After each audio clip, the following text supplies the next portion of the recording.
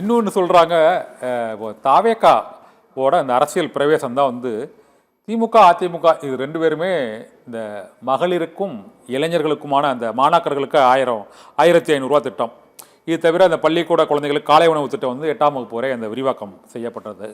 இது தவிர இந்த டிப்ளமா படித்தவங்க டிகிரி முடித்தவங்களுக்கு குறிப்பிட்ட ஒரு அமௌண்ட்டு 1500 போல் வழங்கலாம் அப்படிங்கிறதெல்லாம் வந்து தமிழக வெற்றி கழகத்தின் அரசியல் பிரவேசத்தை ஒட்டி தான் ரெண்டு கட்சிகளுமே இந்த இளைஞர்கள் வாக்குகளை வாங்குவதற்கும் மகளிர் வாக்குகளை வாங்குவதற்கும் இந்த திட்டங்களை இந்த தேர்தல் அறிக்கைகளை அவங்க வெளியிடக்கூடிய ஒரு நெருக்கடிக்கு ஆளாயிருக்காங்கன்னு சொல்றாங்க. அப்படி ஒரு நெருக்கடி இருக்குதா உண்மையிலே? உங்களுக்கு எனக்கு தெரியல சார், நீங்க சொல்றது எனக்கு கூட ஆச்சரியமா இருக்கு. எத்தனை வருஷம், ஒரு 10 வருஷம் இருக்குமா சார் தாவேக்கா வந்து கட்சி தொடங்கி?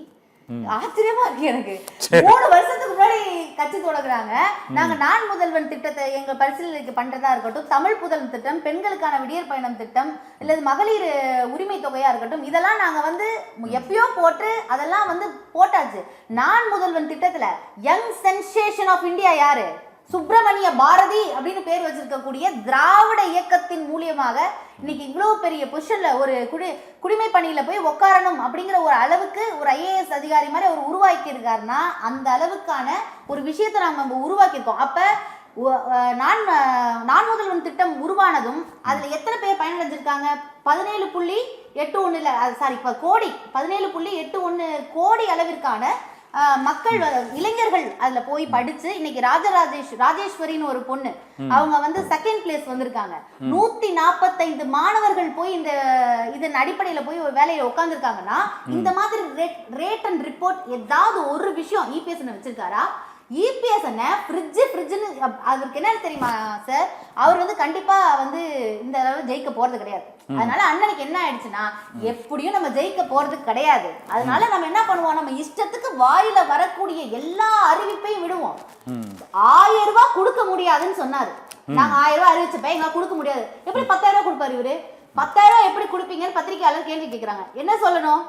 நாங்கள் வந்து வரிகள் மூலியமாகவும் எப்படி நீங்க அதுக்கு பெருசா பருத்தி மூட்டை குடோன்ல இருக்கலாமே.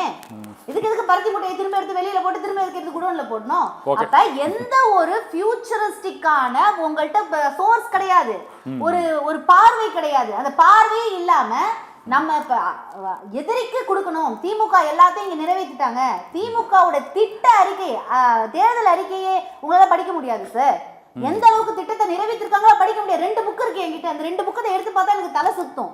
அந்த அளவுக்கு ஒரு 4க்கு 4 அறிக்கைகளையும் திட்டங்களையும் போட்டு மாணவர்களை சான்றா ஒரு உயிர் நிக்குது சார். சான்றாக ஒரு மாணவர்கள் நிக்கிறாங்க, இளைஞர்கள் நிக்கிறாங்க, பெண்கள் நிக்கிறாங்க, உயிர் உள்ளவர்களாக நிற்கிறார்கள். அப்ப எதை நீங்கள் சான்றாக எடுத்துக்கொள்வீங்க? அப்ப ஒன்றிய அரசோட எந்த ரிப்போர்ட்டையும் EPS நம்ப மாட்டாரா? அவர் எப்படி அந்த மாதிரியான ஒரு விஷயத்தை சொல்ல முடியுங்கிற ஒரு மிகப்பெரிய கேள்வி. ஓகே மேடம், நம்ம கோவிந்தராஜன் நம்மோடு வணக்கம்.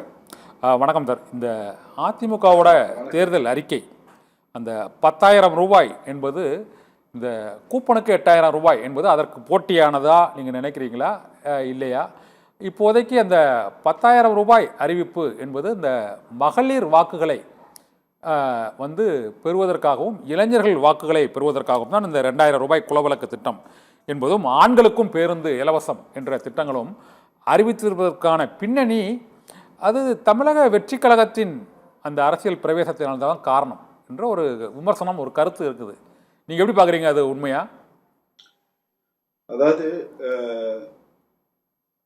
திரு எடப்பாடி பழனிசாமி அவர்கள் திமுக தேர்தல் அறிக்கை வரத்துக்கு முன்னாடியே அவர் தேர்தல் அறிக்கை வெளியிட்டாரு. சரி. தவாக விஜய் வரத்துக்கு முன்னாடியே அவர் தேர்தல் அறிக்கை வெளியிட்டாரு. இவங்க எல்லாம் கட் காப்பி பேஸ்ட் தான் பண்ணிருக்காங்க. இப்ப திமுக தேர்தல் அறிக்கை வந்து அப்படியே அதிமுகவுடைய தேர்தல் அறிக்கை கட் காப்பி பேஸ்ட் தான் பண்ணி வச்சிருக்கிறாங்க. 2வது இதுல 8,000 ரூபாய் கூப்பன் போட்டிருக்காரு. இது வந்து காமெடியா இருக்கு. அதாவது 8,000 ரூபாய்க்கு என்னென்ன பொருட்கள்லாம் வாங்கலாம்னு முதல்வர் அடிக்கிட்டே வர்றாரு. அதாவது டிவி வாங்கலாம், ஃப்ரிட்ஜ் வாங்கலாம், கிரைண்டர் வாங்கலாம், மிக்சி வாங்கலாம், அவன் வாங்கலாம், அப்புறம் இண்டக்ஷன் வாங்கலாம், அடிக்கிட்டே போறாரு. 8,000 ரூபாய்க்கு எவ்வளவு பொருட்களை வாங்க முடியும்? இது வந்து பாக்குறப்ப இந்த ப்ராப்பர்ட்டி காமெடின்னு ஒண்ணு கூடும். Property comedy. அதுல அந்த பொம்மையெல்லாம் வாங்கி வச்சுட்டு இது பண்ற மாதிரி தான் இருக்கு. பொம்மை முதல்வர் பொம்மையெல்லாம் தான் வந்து மக்களுக்கு கொடுக்குற மாதிரி தான் மக்கள் அப்படிதான் பாக்குறாங்க. இதை வந்து இது எதுவுமே செயல்படுத்த முடியாத ஒரு இதுவா இருக்குது. இந்த 8000 ரூபாய் கூப்பன் வந்து பாத்தீங்கன்னா இது கூப்பன் எப்படி அடிச்சு இது வந்து பாத்தீங்கன்னா ஆல்ரெடி போலி பத்திரங்கள்லாம் தயாரிப்பதுல கை தேர்ந்தவங்களா இருக்கிறாங்க. இப்ப இதே கூப்பன் பிரிண்ட் அடிச்சு போலியா இது பண்ணி அந்த குடுக்கறதுனால மக்கள் இதுல நம்பவே இல்ல கோவிந்தராஜன், ஒரு திட்டம் ஒரு வாக்குறுதி செயல்படுத்துறதுக்கு முன்னாவே அதை போலியா இப்படி கூப்பன்லாம் சொல்ல முடியாது இல்ல. அவங்க ஒரு பிளான்ல கூப்பன் இல்லங்க நான் இல்ல அதாவது கூப்பன்றது எப்படி கொடுப்பாங்க? ஒரு பேப்பர்ல அச்சடிச்சோ இல்ல ஒரு அட்டையில அச்சடிச்சோ தான் கொடுப்பாங்க. அதை போலியா பண்றதுக்கு ஏன் இது நீங்க ஒரு போலி இதுவே இது பண்றாங்களே, ஒரு கள்ள நோட்டு பிரிண்ட் அடிக்கிறாங்க, போலி பத்திரத்தை பண்றாங்க. இது பண்றதுல எப்படிங்க முடியாது? ஒரு கூப்பனை இல்ல ரேஷன் அட்டை உள்ளவர்களுக்கு மக்கள் இல்ல மக்கள் யாரும் இது வந்து நம்புறதா இல்லைங்க. இது வந்து சரி